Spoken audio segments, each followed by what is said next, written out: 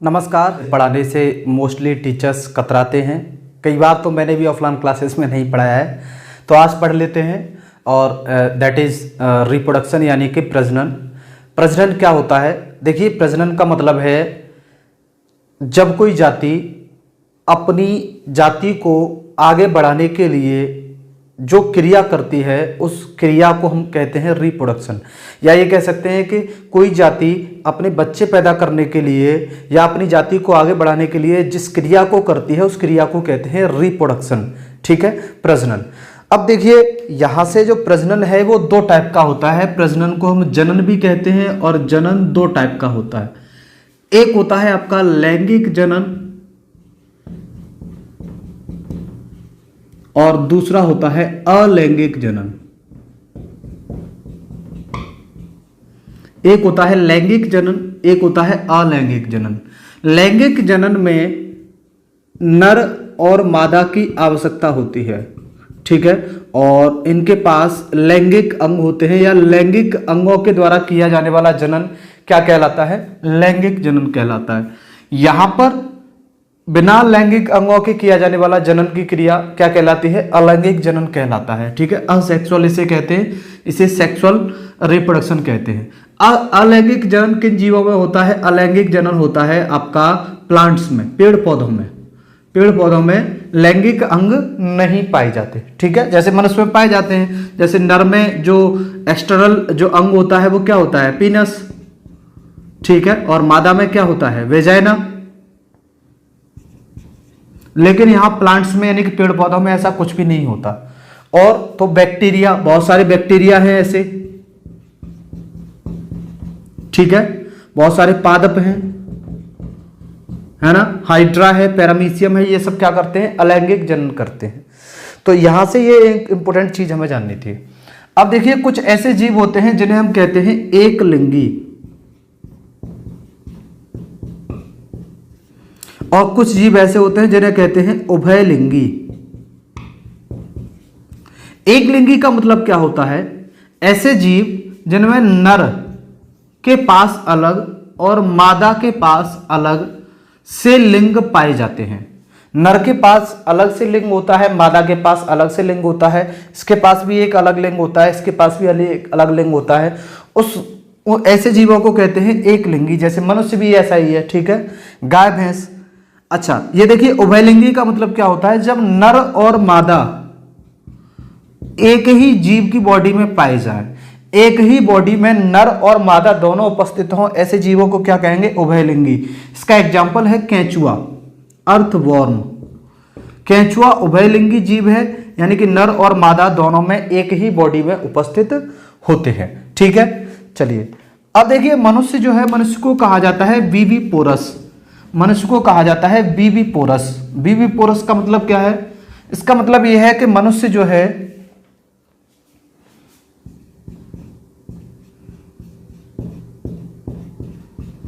Viviparous का मतलब है मनुष्य जरायुज कहलाता है, यानी कि ये सीधे बच्चों को जन्म देता है।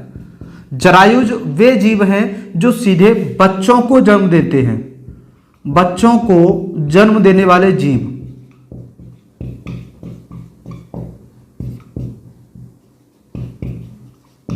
जैसे मनुष्य है। कुछ जीव ऐसे, कुछ जीवों को कहते हैं हम अंडज। क्या कहते हैं? अंडज। ये जो अंडज हैं ये क्या करते हैं? ये अंडे देने वाले जीव हैं, ये अंडे देते हैं।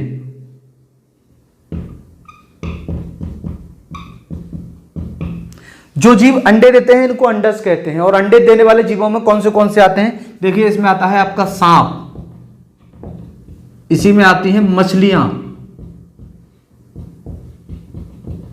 ठीक है, इसी में आता है आपका पक्षी।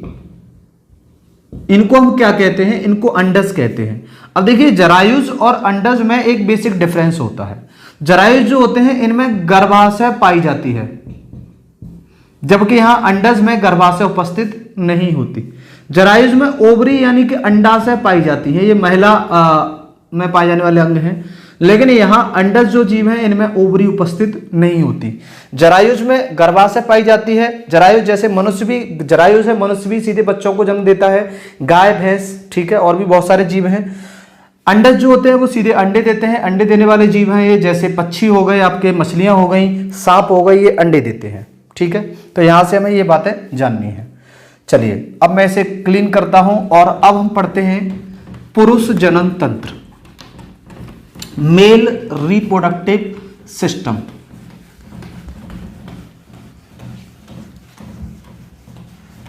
Male reproductive system.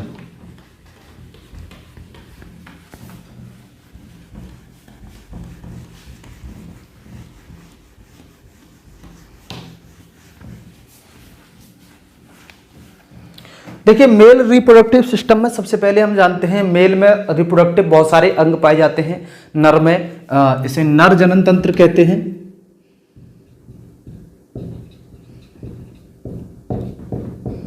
नर जनन तंत्र में मनुष्य का जो प्रमुख नर जनन तंत्र है वो है आपका टेस्टिस यानी कि वृषण। वृषण ये प्रमुख है। ठीक है, और कुछ सहायक अंग भी होते हैं। कुछ सहायक इनमें होते हैं, इनमें बहुत सारे अंग हैं। जैसे एक होती है शुक्राशय, एक होती है शुक्र वाहिनी। क्या है ये, यही जानेंगे हम। अधिवृषण होते हैं। ठीक है, शिश्न होता है। ठीक है, और शुक्रवाहिनी होगी, वास्ट डिफरेंस। और कुछ ग्रंथियां हैं जैसे काउपर्स ग्रंथि है, प्रोस्टेट ग्रंथि है, प्रोस्टेट ग्रंथि, काउपर ग्रंथि। ठीक है, ये कुछ ग्रंथियां हैं। ये अन्य कुछ अंग हैं जो सहायक होते हैं। मुख्य जनन अंग क्या है, वृषण या टेस्टिस। टेस्टिस कितने होते हैं मनुष्य में, 2 होते हैं। कितने होते हैं, 2, जो बाहर की तरफ एक झिल्ली में उपस्थित होते हैं। टेस्टिस क्या है, देखिए सबसे पहले हम वृषण पढ़ लेते हैं।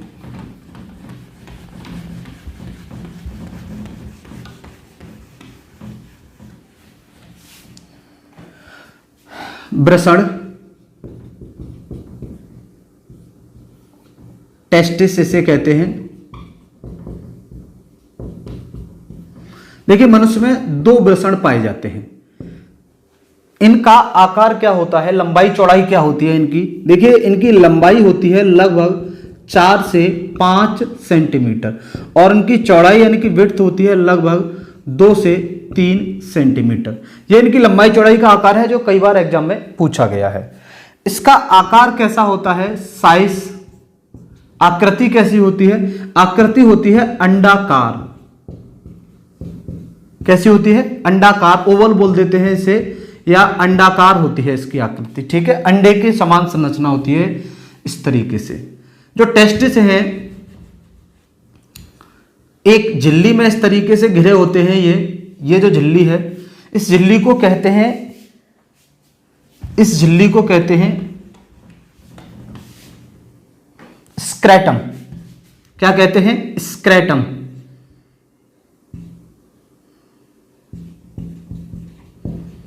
स्क्रेटम नामक झिल्ली में उपस्थित होते हैं इस तरीके से। ठीक है, टेस्टिस जो है ये बने होते हैं एक कोशिकाओं के। इन कोशिकाओं को कहते हैं लैडिंग सेल्स।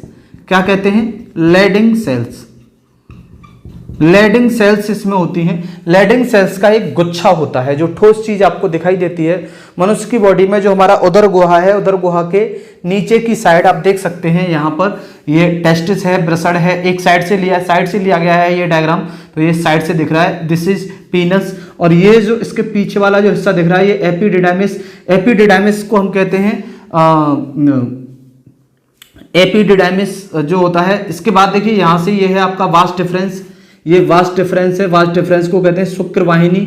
उसके बाद ये शुक्राशय है, इसको कहते, ये शुक्राशय है, इसे सेमेनल वेसिकल कहते हैं। ये यूरिनरी ब्लैडर है, इसमें आके मूत्र इकट्ठा होता है। ये सारी चीजें हम अभी जान लेंगे। ये प्रोस्टेट ग्रंथि है, एक यहाँ पर ग्रंथि और होती है जिसे कापोस ग्रंथि कहते हैं।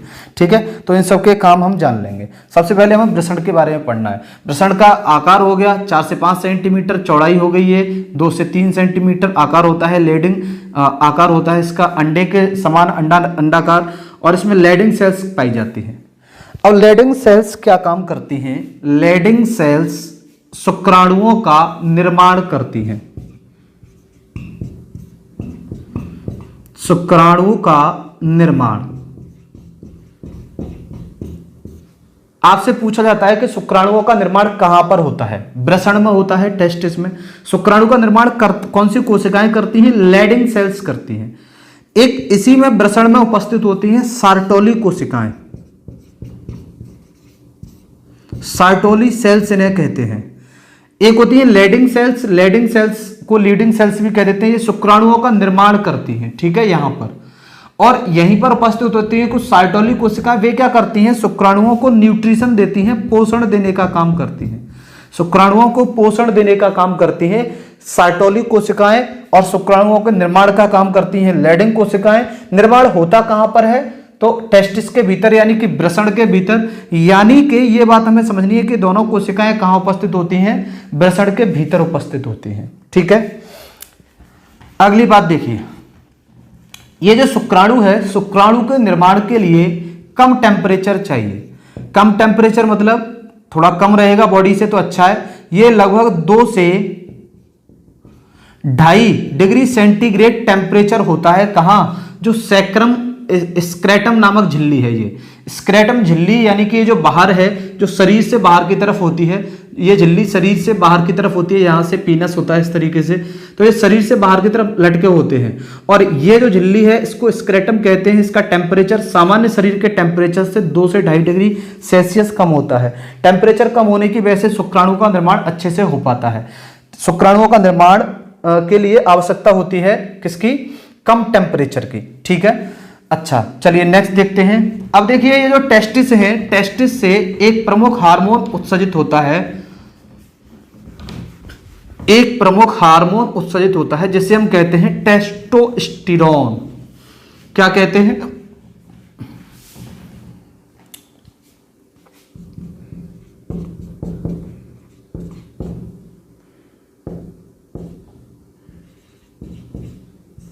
टेस्टोस्टेरोन जो हार्मोन है, ये कहां से उत्सर्जित होता है?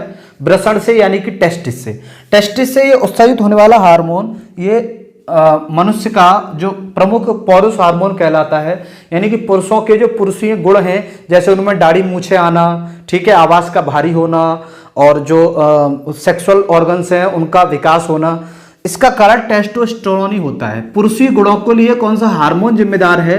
तो टेस्टोस्टेरोन। ये उत्सर्जित कहां से होता है? टेस्टिस से उत्सर्जित होता है। इसके अलावा टेस्टिस में क्या काम हो रहा था? तो शुक्राणु का निर्माण हो रहा था। शुक्राणु को हम क्या कहते हैं? स्पर्म भी कहते हैं। क्या कहते हैं? स्पर्म। अब देखिए, स्पर्म का एक आकार मैं यहां बना देता हूं। एक इस तरीके का आकार होता है इसका, ये नेक है, और उसके बाद इस तरीके की संरचना यहां होती है, और उसके बाद इसकी पूंछ होती है इस तरीके से। उसके बाद पूंछ होती है,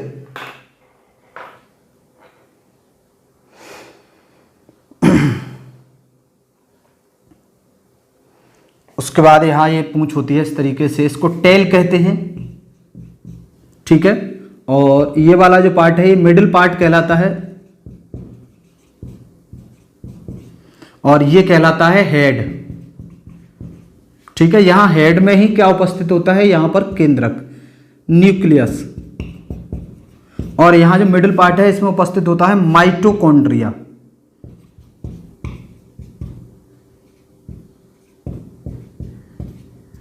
ठीक है। और ये वाला जो पार्ट है इसका आगे वाला हेड, इसको कहा जाता है एक्रोसोम। क्या कहा जाता है? एक्रोसोम। ये एक स्पर्म है। स्पर्म का काम क्या होता है बेसिकली? ये ओवा के साथ, देखिए, मेल की तरफ से एक स्पर्म आता है, फीमेल की तरफ से एक ओवा आता है, ठीक है। और इन दोनों के मिलने से जब ये स्पर्म इसमें एंटर कर जाता है, इस क्रिया को कहते हैं निषेचन, यानी कि फर्टिलाइजेशन। और इन दोनों के मिलने से एक दूसरा ऑर्गन बनता है, उसे कहते हैं, इस तरीके से एक संरचना बनती है, उसे जाइगोट कहते हैं, जाइगोट। और जाइगोट ही आगे जाके बेबी का, यानी कि बच्चे का निर्माण करता है 9 महीने बाद, ये जाइगोट। तो समझ में आ रहा है? तो ये स्पर्म ये होता है। अब देखिए, स्पर्म यानी कि शुक्राणु और सीमन यानी कि वीर्य में क्या डिफरेंस है, ये मैं अभी आपको बता दूंगा।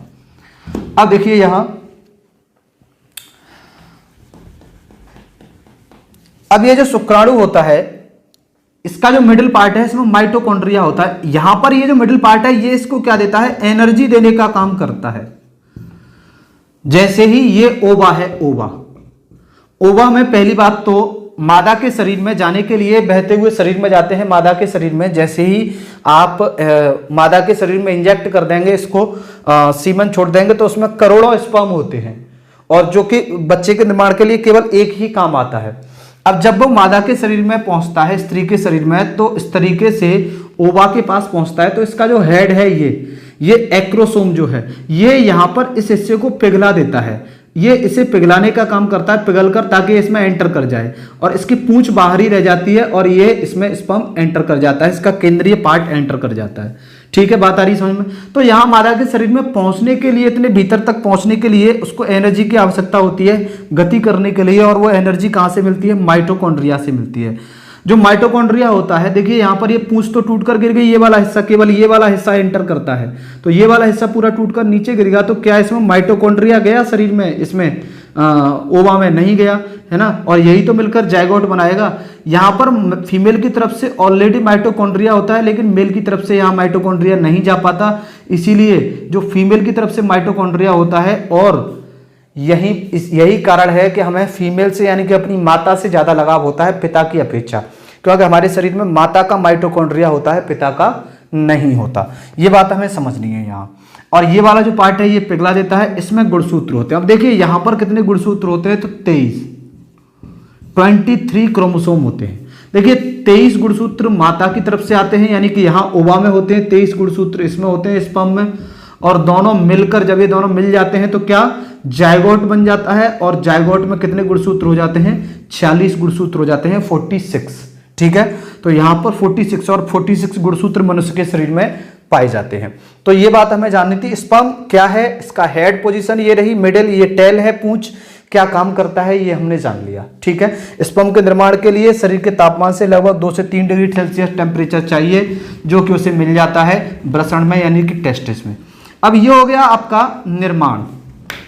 किसका निर्माण हो गया, ये स्पर्म का। स्पर्म का निर्माण बेसिकली स्टार्ट कितनी एज में होता है पुरुषों में, तो 14 से 16 वर्ष की अवस्था में स्पर्म का निर्माण शुरू होता है। ठीक है, जबकि महिलाओं में यह काम पहले से ही शुरू हो जाता है। महिलाएं जन्म लेते ही ओवा का निर्माण स्टार्ट कर देती हैं। ठीक है, अब नेक्स्ट देखिए उसके बाद क्या होता है।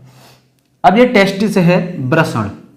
ये वृषण है हमारा, और वृषण के आउटर में इस तरीके से एक संरचना पाई जाती है। ये वाली जो संरचना है इसे कहते हैं अधिवृषण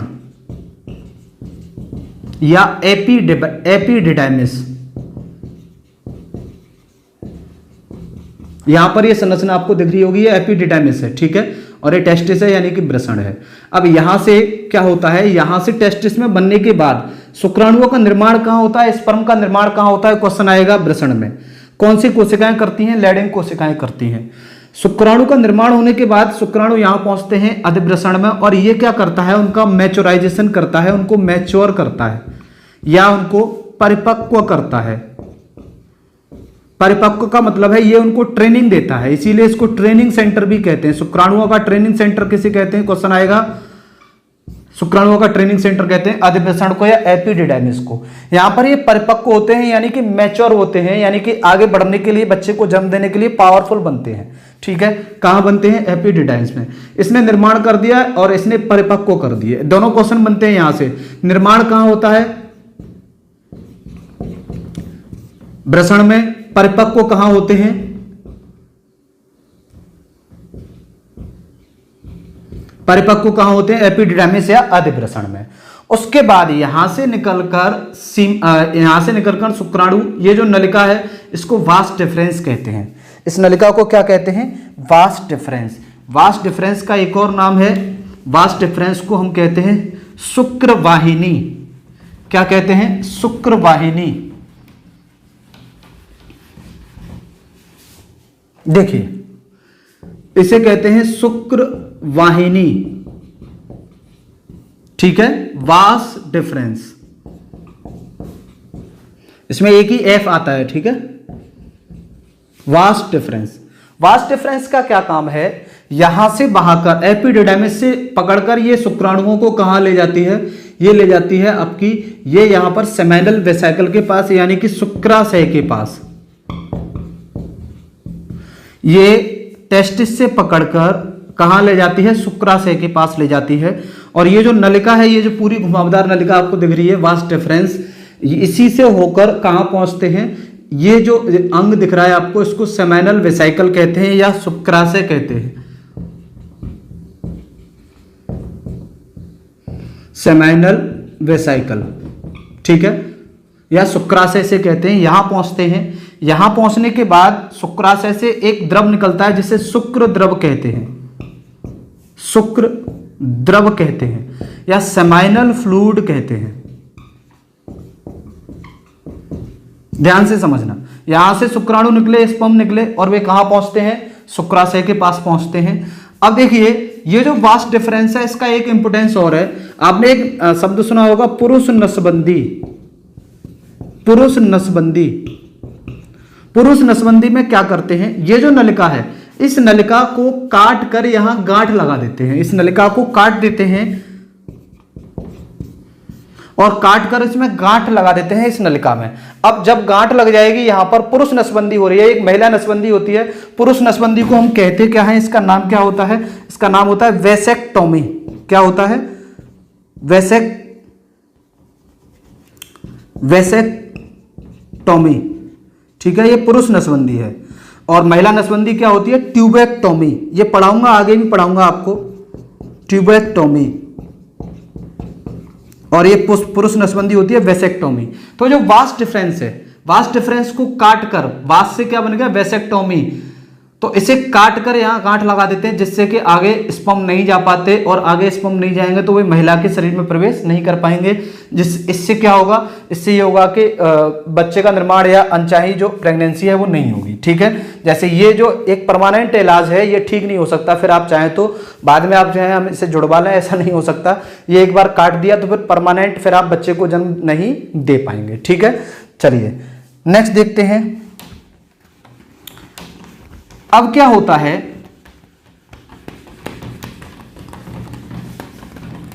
अब देखिए, अब जो शुक्राशय है, अब यहां से शुक्राणु निकल के शुक्राशय के पास पहुंचे, ये वाला जो जगह दिख रही है आपको, इसे शुक्राशय कहते हैं, ठीक है, शुक्राशय, ये जो अंग दिख रहा है। और शुक्राशय में पहुंचने के बाद यहां से एक द्रव निकलता है, शुक्र द्रव या सेमाइनल फ्लूइड इसे कहते हैं। सेमाइनल फ्लूइड के साथ यहां शुक्राणु मिल जाते हैं, शुक्राणु यहां मिल जाते हैं, शुक्राणु या स्पर्म मिल गए यहां। अब देखिए, ये स्पर्म और सीमन दो अलग अलग चीजें होती, एक होता है सीमन, एक होता है स्पर्म। सीमन क्या होता है, इसे कहते हैं वीर्य, और स्पर्म को क्या कहते हैं, शुक्राणु। देखिए जो वीर्य है वो एक द्रव होता है, द्रव, और इस द्रव में यानी कि सीमन में बहुत सारे करोड़ों शुक्राणु होते हैं। कितने, करोड़ों की संख्या में शुक्राणु होते हैं। तो ये बनता कैसे है वीर्य, देखिए, तो यहां से शुक्राणु प्लस यहां से सेमाइनल फ्लूइड प्लस एक फ्लूइड और निकलता है जो प्रोस्टेट ग्रंथि दिख रही है आपको, यहां पर आपको प्रोस्टेट ग्रंथि दिख रही होगी, प्लस क्या होता है, प्रोस्टेट ग्रंथि।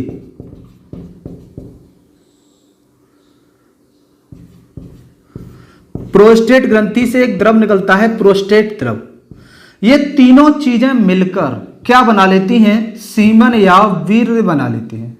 ये तीनों चीजें, यहां से एक द्रव निकला, फ्लूइड चिपचिपा टाइप का यहां से निकला, और स्पर्म उसमें मिल गए, तो पूरा ये क्या बन गया, सीमन बन गया या वीर्य बन गया, ठीक है। तो वीर्य क्या है, एक फ्लूइड होता है, ठीक है, चिपचिपा टाइप का होता है, एक द्रव होता है।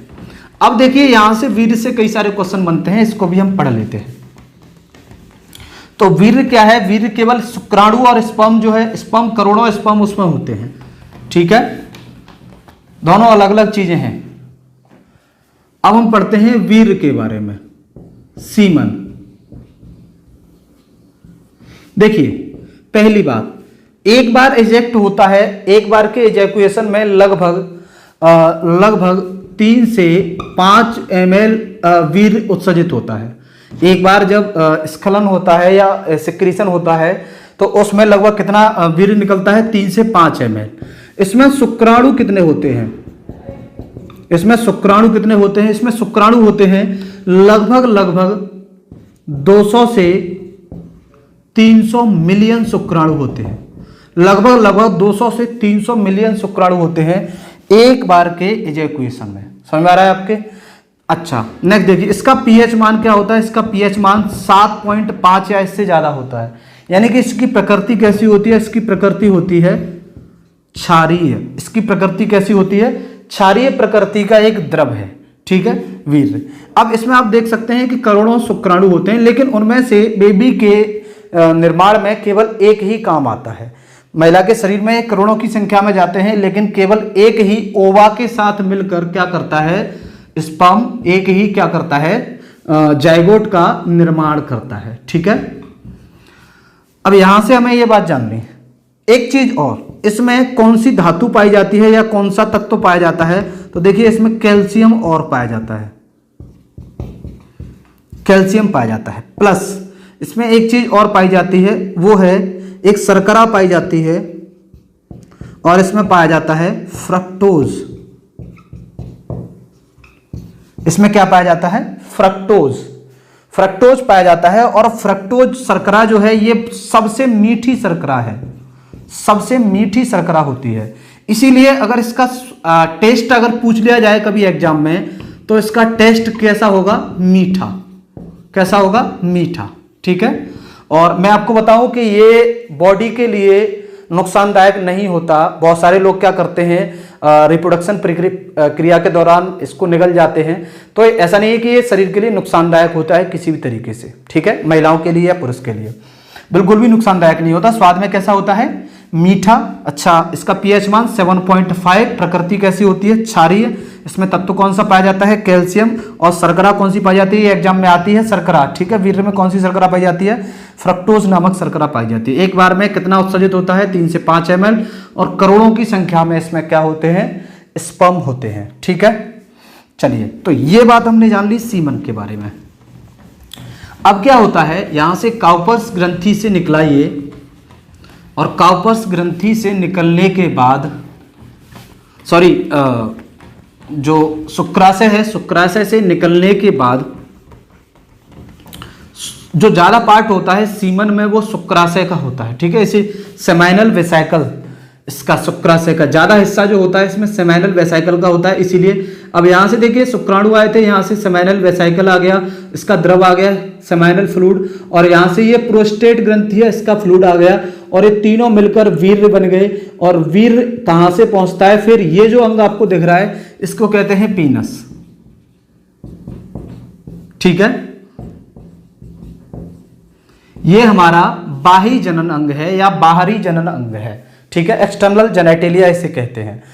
ये क्या काम करता है, इसका काम है मादा के शरीर में वीर्य को पहुंचाने का काम इसका होता है पीनस का। देखिए ये एक मांस की बनी हुई संरचना होती है, इसमें कहीं पर भी हड्डी उपस्थित नहीं होती, कहीं पर भी हड्डी उपस्थित नहीं होती। लेकिन रिप्रोडक्शन क्रिया के दौरान ये बहुत रिजिड हो जाता है, बहुत कठोर टाइप का हो जाता है। उसका कारण है कि इसमें रक्त का स्राव बहुत ज्यादा बढ़ जाता है, और रक्त का स्राव बढ़ने की वजह से ये बहुत कड़क या कठोर हो जाता है। इसका कारण ये है, ठीक है। और एक चीज और है कि यहां पर एक ग्रंथि और पाई जाती है जिसे हम कहते हैं काउपर ग्रंथि।